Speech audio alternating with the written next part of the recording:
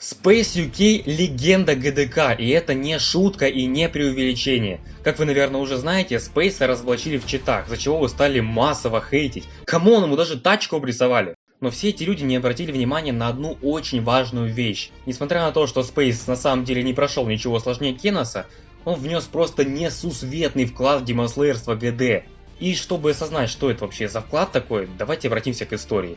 Нет, не Space, я ж не дебил, к истории самой ГД. 10 марта 2019 года Ксандер верифицировал новый топ-1 демон Зодиак. Но давайте пока представим, что мы сейчас реально переместились на 4 года назад и забыли, что он его хакнул. Ровно через месяц, 10 апреля, первым Виктором его проходит Техникал, потом 13 апреля его добивает Дольфи вторым Виктором. И все это вроде бы выглядит нормально. Пока летом 2019 года Ксандер не признается, что Зодиак он хакнул. И тут история покорения Зодиака становится куда более странной. После конфешна Ксандера Техникал, как первый Виктор, начинает считаться верифером, Дольфи становится первым Виктором и так далее. Что это все значит? Это значит, что по сути произошло следующее. Ксандер не верифнул Зодиак, а просто выложил его в открытый доступ. Потом пришел Техникал и верифнул его за месяц. Верифнул новый топ-1 демон за месяц! Как вам такое? Вроде бы как-то очень быстро. И прикол в том, что никакого подвоха тут и нет. Он реально взял и прошел новый топ-1 демон за месяц. Без читов, без каких-либо упрощений и тому подобное. То есть реально взял и верифнул. Вот представьте себе, сейчас достроят какой-нибудь уверенный топ-1 демон сложнее Ахерона, отдадут на вериф какому-нибудь Трику, а он верифнет его не за полгода, не за год, а за месяц! Это был бы взрыв жопы на уровне верификации Слаутера. Верификации. А в 2019 году так и подавно, ведь тогда не было всяких зоньков, триков, курсов и даймондов. А был только один N-Switch, который и то, напомню, верифал за Golden целых 2 месяца. А теперь давайте представим, что было бы, если 10 марта 2019 года Ксандер, вместо того, чтобы хакнуть Зодиак, честно пошел бы такой касту этого уровня и сказал: я не потяну это говнище, давайте я выложу его на сервера на свободный вериф. Ну, выложили его, значит, на сервера. И что вы думаете, в этом случае тут же появится Техникал и верифнет это чудо за месяц? Конечно нет. Он бы, скорее всего, к нему даже не притронулся. Если бы Зодиак хорошенько расхайперить, за него бы взялась пара-тройка слееров поставить прогрессы и верифнули бы его, дай бог, через полгода-год. И самое забавное, что даже если бы в этом случае Техникал решил его верифнуть, он бы не справился за месяц, а долбился бы в уровень минимум месяца 2-3, если вовсе его не дропнул. Поверьте, в истории ГД бывали такие случаи, которые подтверждают эту догадку, не первый год тут сижу.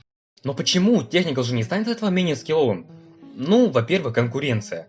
Дольфи дожал Зодиак 13 апреля не потому, что он после Техникала побежал проходить Зодик за 3 дня, а потому что была гонка. А новоиспеченный топ-1 сразу набросились и Техникал, и Дольфи, и Майнкрафтед. Соответственно, у того же Техникала была мотивация играть активнее и проходить его быстрее. И даже если бы он не успел его пройти первым, это сделал бы кто-то другой, тот же Дольфи, например, вот тебе и верифер. А во-вторых, что не менее важно, как-то психологически проходить проще топ-1, если ты знаешь, что его уже верифнули. Вот если попробовать, например, пройти Eternal Night, то ты не знаешь, возможно это, невозможно, может это вообще пустая трата времени, и даже убив 10 миллионов попыток, ты его не пройдешь. Потому что это humanly impossible. Но если его вдруг кто-нибудь верифнет, тут же станет понятно, что это проходимо. И если ты какой-нибудь топовый слэйр, ты задашься вопросом: а чем я хуже? И пойдешь битать, зная, что ты это пройдешь. А после этого уже не важно, хакнул тот верифер или не хакнул, потому что уровень-то уже пройден тобой. Ну, если ты тот самый топовый слэйр. Если вы думаете, что я это все преувеличиваю и Зодик просто легкий, вот его верифнули за месяц или чисто конкуренция зарешала, давайте вспомним Тартарус. Он все время лежал на сервера, проходи кто хочешь. Но его никто не проходил, а знаете почему? Потому что его считали полуимпосиблом. Один только Малзи потерял голову и долбился в этот уровень больше года. И тут приходит Дольфи, верифает его, и, о чудо, Малзи проходит его уже через месяц. А потом еще 5 человек. Получается, все они могли пройти этот уровень, и никакой не импосибл. Получается. Просто с того момента, как Дольфи его верифнул, Тартарус перестал считаться импосиблом, хотя никаких нерфов он не получил. И уже не важно, хакнул Дольфи Тартарус, не хакнул, даже если хакнул, тогда Малси верифер или кто-нибудь другой, но уровень верифнул чест в любом случае. То есть у нас есть два гипотетических варианта развития событий. В первом Ксандер просто выкладывает свой Зодиак в открытый доступ на свободный вериф, а во втором хакает его и тоже выкладывает в открытый доступ. По сути то же самое, ни там он его не верифнул, и там выложил в открытый доступ. Но в первом случае всем все равно, и уровень в лучшем случае верифицируется через год, а во втором на него накидывается толпа слэйеров и верифицирует его за месяц. Так в чем же разница? Конечно же в решении Ксандера хакнуть уровень. Именно от того, что он его хакнул и все поверили, Зодиак верифнули за месяц, и уже не важно, хакнул его Ксандер или нет. Уж не знаю, намеренно ли он это сделал, но Ксандер подарил нам с вами Зодиак. Если бы он его не хакнул, то Зодиака может и не было бы вовсе, задумайтесь. Выходит, что читы это не всегда так уж плохо. А что же нам подарил Space? Слаутер? Нет. Он подарил нам новую планку сложности. Видите ли, перед взлетом Спейса как сильнейшего Демонслеера, в этом Демонслеерстве был застой. Тартарус был топ-1 уже почти 2 года, никакие топ-1 не выходят. Ксани верифает ЦВИ, а он легче Тартаруса. Ультракава верифает Артурус, снова мимо, опять легче Тартаруса. А Обливина Дайс вообще не оценивают, и никто знать не знает, что он типа топ-1. Об этом позже поговорим, кстати. А что остальные? Трик долбится о Firework, да безуспешно, так уперся в ту самую знаменитую стену этого уровня. Дилс дважды умирает на 98 на Оде и дропает его. Никакой надежды нет, никто уже не верит, что сложнее Тартаруса еще что-то будет. Эрли выпускает свой видос про предел сложности, на которого сейчас мы только посмеяться можем. Но, кажется, тогда это было правдой. Тартарус и есть предел скилла человека. Если не применять нестандартные пути решения этой проблемы.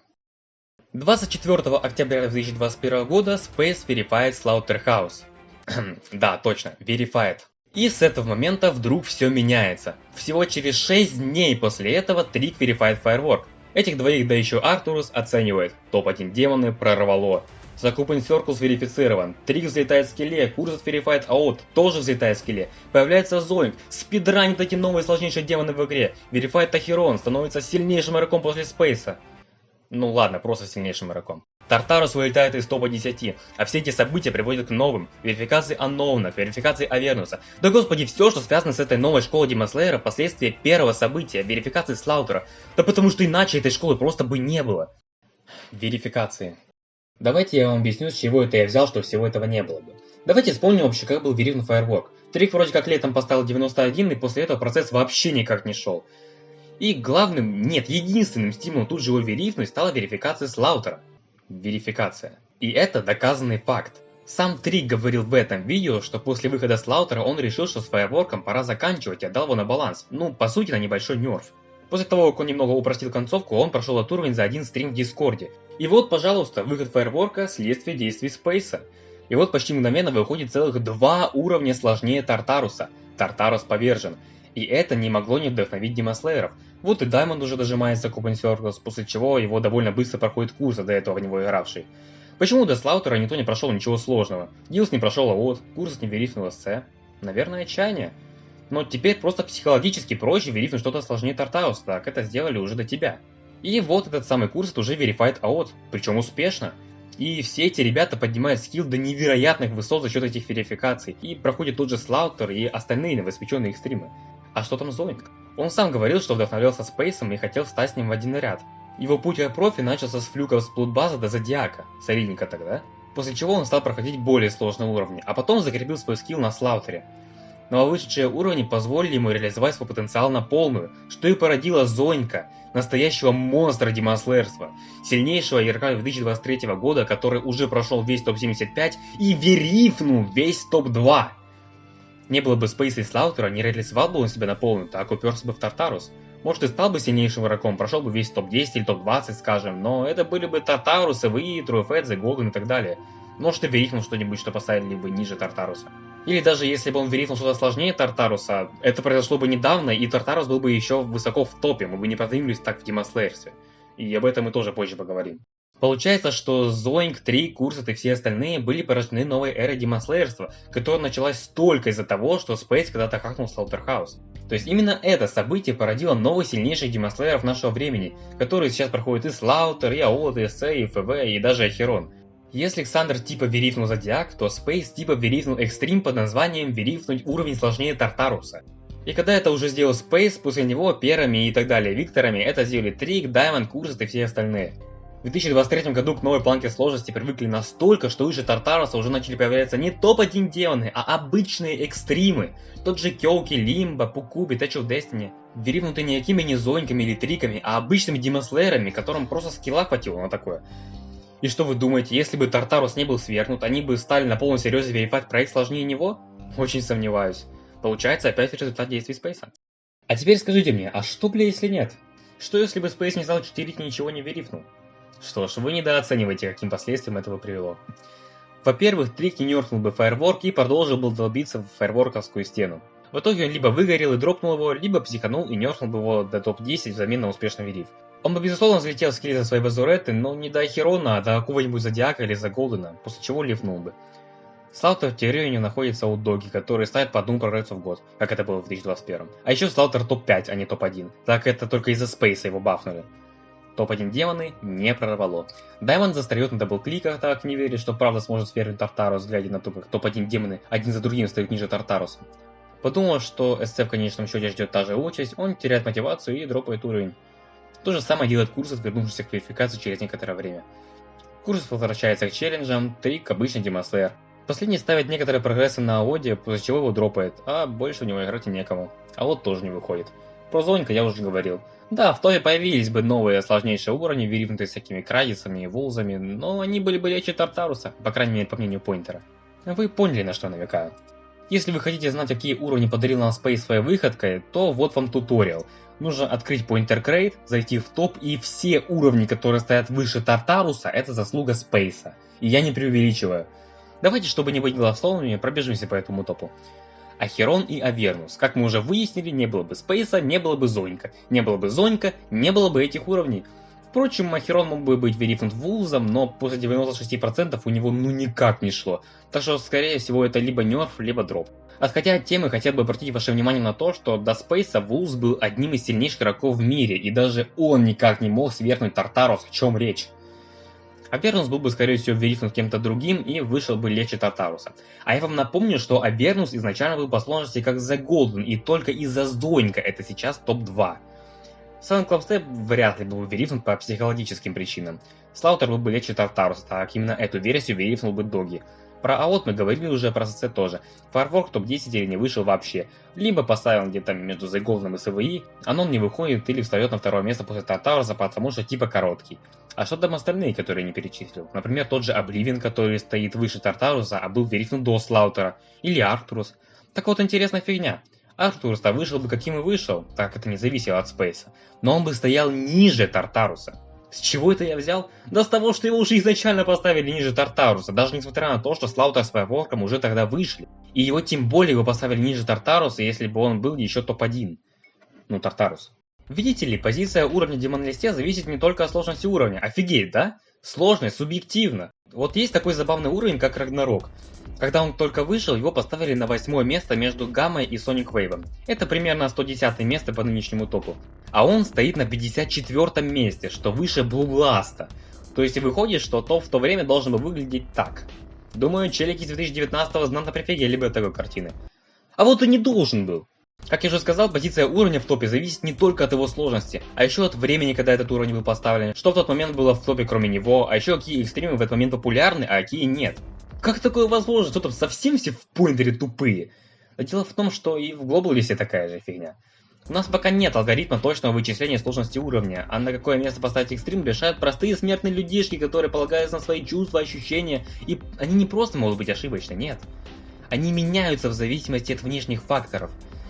И я вам скажу больше, в 2023 году Рагнарок и правда сложнее Блубласта, но в 2019 году Рагнарок был намного легче оного. Как минимум потому, что Рагнарок сейчас не такой популярный и его ГП непривычный для слэйера, в то время как Blood Blast всегда был популярным и все к нему уже привыкли. Ну и еще Гертока зарешала, на 360 FPS банально легче пройти Blood Blast, чем на 240, которые были в 2019. Вообще на эту тему можно и целое видео сделать, так что напишите в комментариях, если хотите такое. И да, PPL Live будет, хватит мне уже об этом писать. Теперь, когда мы это знаем, становится очевидным, что Арктурус поставили бы ниже Тартаруса. А что-то, например, Обливион. Вот скажите мне, вы сами, если бы не знали, что сейчас Ахерон стоит выше Тартаруса, а имели бы перед собой только вот этот топ, куда бы вы его поставили? Ну уж точно не на первое место. А если и так, то, наверное, только потому, что забыли, что перенеслись в 21 и не знаете топов в 23.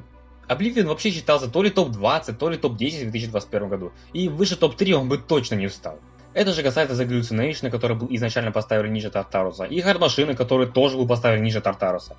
А сейчас они стоят выше только потому, что к Тартарусу привыкли, а эти уровни в 2021 году были новые с непривычные паттерны, вот и их поставили выше.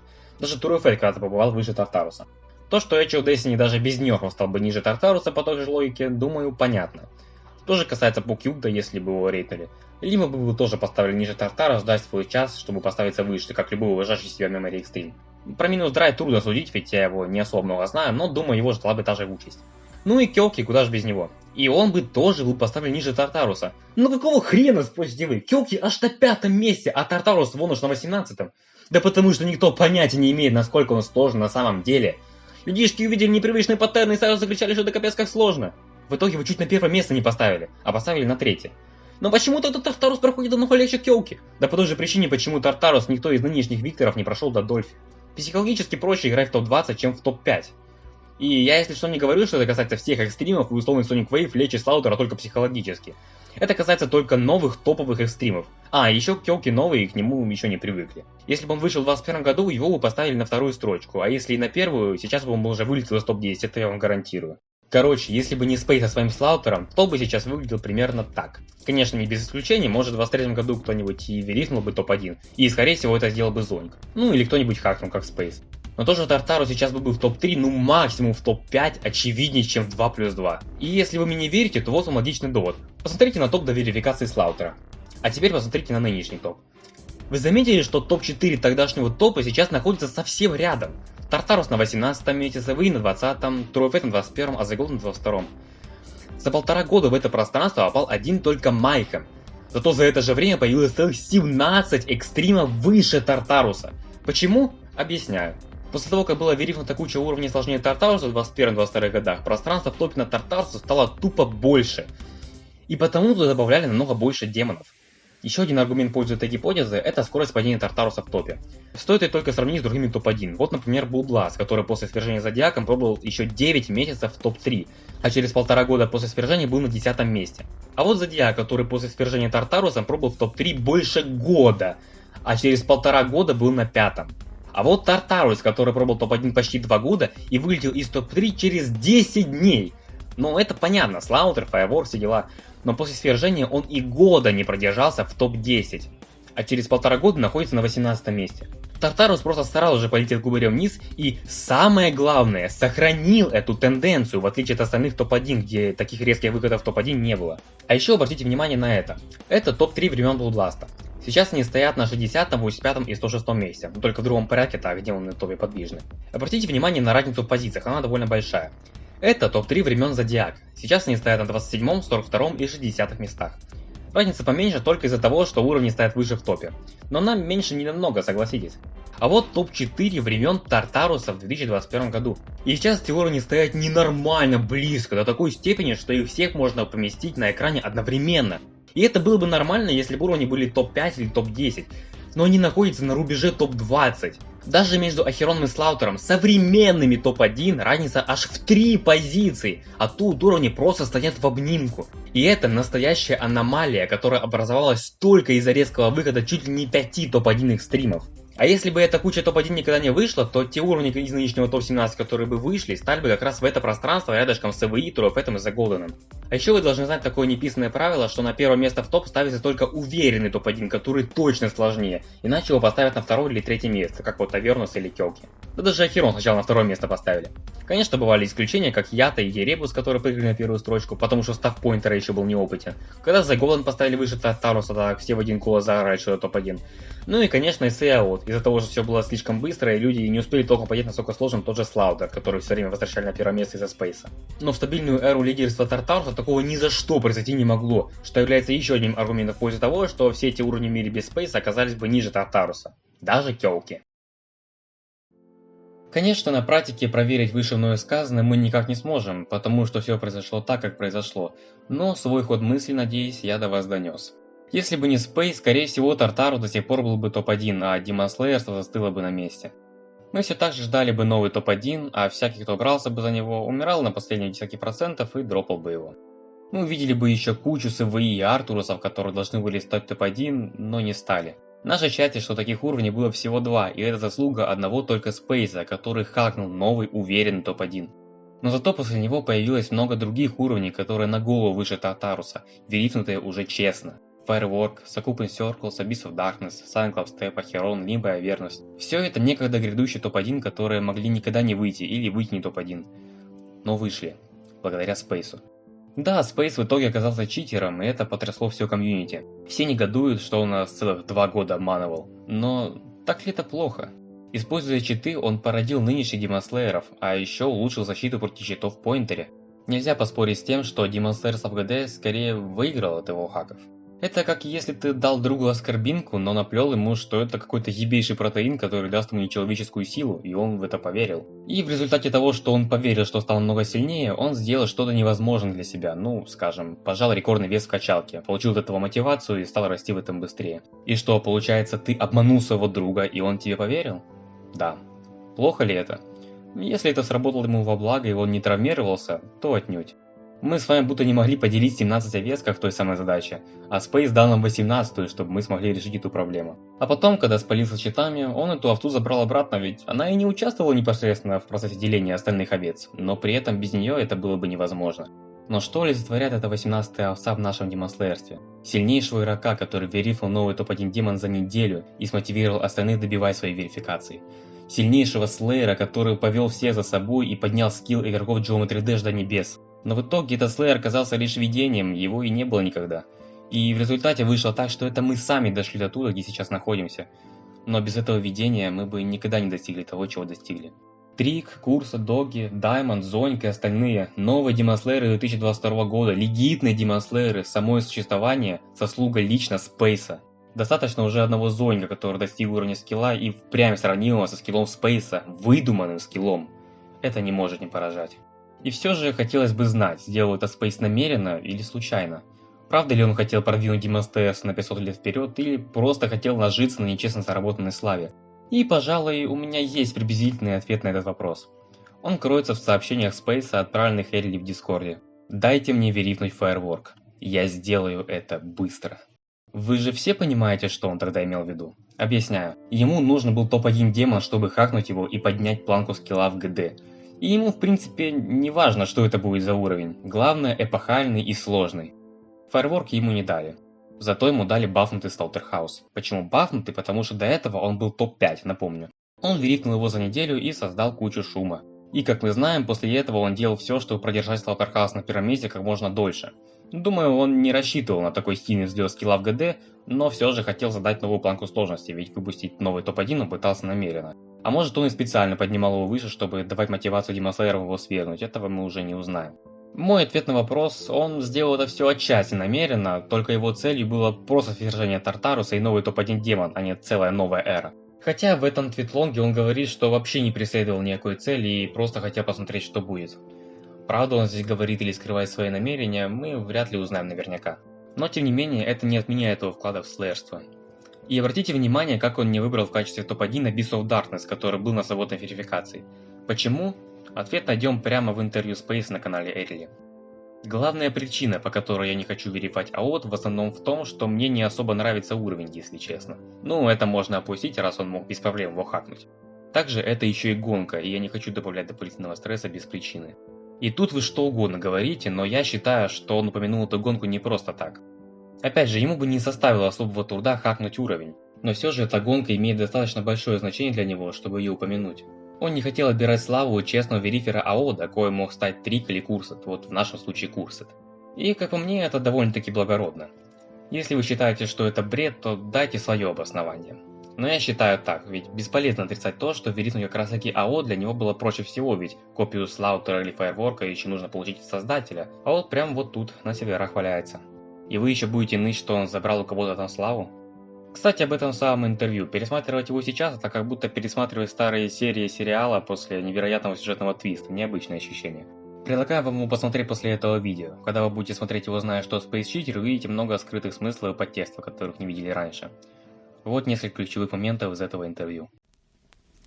I don't think, like, maybe people do it as jokes, but I don't think I get that many accusations. Just surprising, honestly. I thought I'd get a lot more, but probably not, since I stream like pretty regularly on Twitch. Maybe not as much now because of school and stuff, but I did stream a lot on Twitch. As ironic as it sounds coming from me, I think you shouldn't take big jumps like I did. It's not fastest way to gain skill. If you care about gaining skill and you want to gain skill, don't jump. That's not what you do. You should build up your skill. There are so many levels now where you can just build your skill up that I don't think jumping is required at all. Okay, I think the only thing that can't be fake is to literally get a third person, like a third party, to sit in your room and watch you beat a level, or be very consistent at a level. That's the only way, in my opinion. В 2019 году Ксандер подарил нам новый топ-1 демон Зодиак. И хоть он его хакнул, в результате его действий его верифнули честно. В наше же время Space подарил нам новую эру демонслеерства, таких легитных игроков как Трик, Курсет и самое главное Зоинг. И да, Доги тоже, это не ошибка. Он бы не прошел ни Слаутер, ни СЦ, ни Ахерон, если бы не Space. Просто вспомните конец 21-го, начало 22-го года. Это был глоток свежего воздуха для демонслеерства. Оно буквально ожило из-за псевдоверификации Слаутера. Это все сделал Space, пусть и благим обманом. Но люди обратили внимание только на обман и стали линчевать его. Все снимают целые видео о том, что Space их обманул и какой он негодяй, а о его вкладе в демонслеерство упоминается лишь вскользь в постах в сообществе или вообще только в комментах под ними. И в сторону Space летит почти один только хейт. И он его принимает. Потому что он не мудак с задорным носом, который хотел обманом доказать, что он лучше всех. Он просто хотел прогресса, и он его создал. И даже когда все взъелись на него за читы, он позволил людям излить на него негатив и не держит обиды на них. А за что вы его, собственно, ненавидите? Нет, давайте опустим читы. Что плохого в итоге он сделал? Нечестно забрал первое место у Фаерворка? Да если бы не он, Фаерворк не стал бы выше Тартаруса и не был бы топ-1. К тому же ему без разницы было, какой уровень сделать топ-1, Слаутер или тот же Фаерворк. Отобрал вериф Слаутера у Доги? Да он тебе наоборот дал этот вериф. А говоря точнее, дал тебе возможность его верифнуть без лишних нервов в игру за ответственности. И вообще без ведома. А еще превратил этот уровень из топа 5 в топ-1. И ты еще остался верифером. И стал одним из лучших демонслееров в мире. Отобрал своим Слаутером топ-1 у Сан-Кластепа, который сейчас стоит выше? Да скажите Спейсу спасибо, что он вообще вышел. И из чего вы взяли, что он сложнее Слаутера? Как вы можете вообще сравнивать это и это? Вы так решили только потому, что сейчас он стоит выше в поинтере? Ну да, ведь демоны в топ ставят высшие силы, которые знают всю истину вселенной. Он забрал славу Кризиса и Вулса? Это да, тут не поспоришь. Мнимый успех Спейса затмил успех этих демонслееров. Но когда бы он это не провернул, все равно нашлись бы те, кому не повезло подняться перед этим вознесением Спейса. Если посмотреть на выгоду для слеерства в целом, ни Кризис, ни Вулс никогда бы не сделали того, что сделал Спейс. Их затмение – это малая плата, это жертва, а победы без жертв не бывает. Но несмотря на то, что сделал для нас Space, вы обращаете внимание только на одно – читы. И это отвратительно. Мыслите глубже, друзья. У нас теперь есть 17 легитно верифнутых экстримов сложнее Тартаруса и несколько по-настоящему скилловых слееров, у которых скилл настоящий, легитный. А еще он в итоге улучшил систему распознавания ваших нелюбимых читов. Если теперь убрать Space из уравнения, то получается, что мы легитно продвинулись в демонслеерстве, и это правда так. Просто мы следовали за образом, который создал для нас Space.